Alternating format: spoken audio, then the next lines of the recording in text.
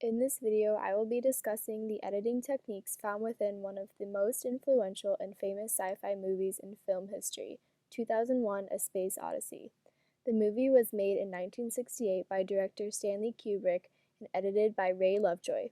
Lovejoy also played a role as assistant editor in Kubrick's film previous to Space Odyssey, Dr. Strangelove. However, Lovejoy's work in A Space Odyssey really brought his name to fame. In the early 1960s, the age of space exploration began with the Russian and American space race. Kubrick fed off of the public imagination of space by collaborating with science fiction writer Arthur Clarke to create the futuristic plot and setting of 2001: A Space Odyssey. Other famous space movies of that time include Barbella, Planet of the Apes, and Robinson Crusoe on Mars. Looking at movies defines editing as the process of selecting, arranging, and assembling the essential components of a movie to tell a story in a unique way. There are several different aspects and types of editing. Two main types of editing are continuity editing and discontinuity editing. Continuity editing seeks to tell a story as clearly as possible by maintaining a clear sequence and creating a rhythm between cinematic space and cinematic time. Continuity editing is the most commonly used type of editing in most mainstream movies.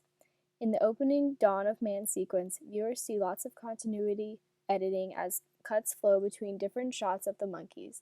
One type of cut that is used to achieve continuity editing is a match cut. Match cuts preserve the continuity between two shots through matching action, subject, or graphic content. A famous graphic match cut is seen in the opening sequence of 2001: A Space Odyssey. Mark Robertson from RealCO talks about the process and significance of the match cut. He explains, after an ape discovers that bones can be used as tools and weapons, he throws one victoriously into the air.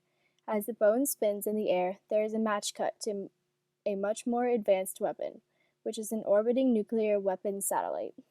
The match cut helps draw a connection between the two objects as examples of primitive and advanced tools, and serves as a neat summary of humanity's technological advancement up to that point. The graph cut not only matches the shape, but also the rotation, making it a smooth and creative transition. Discontinuity editing is also found within the first sequence of the film that follows the actions of the apes. Jump cuts, that is, an instantaneous cut that disrupts the natural flow of the sequence of shots, are used to transition between the chaos of the apes experimenting with the bones and such, to long and peaceful shots of the landscape.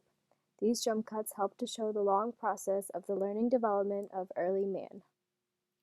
The lack of dialogue and long shot lengths within the first sequences of The Dawn of Man and The Glimpse of Space makes viewers feel like the movie is longer than it actually is because we are used to short and quick shot lengths.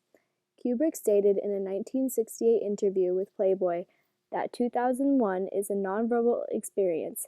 Out of 2 hours and 19 minutes of film, there are only a little less than 40 minutes of dialogue.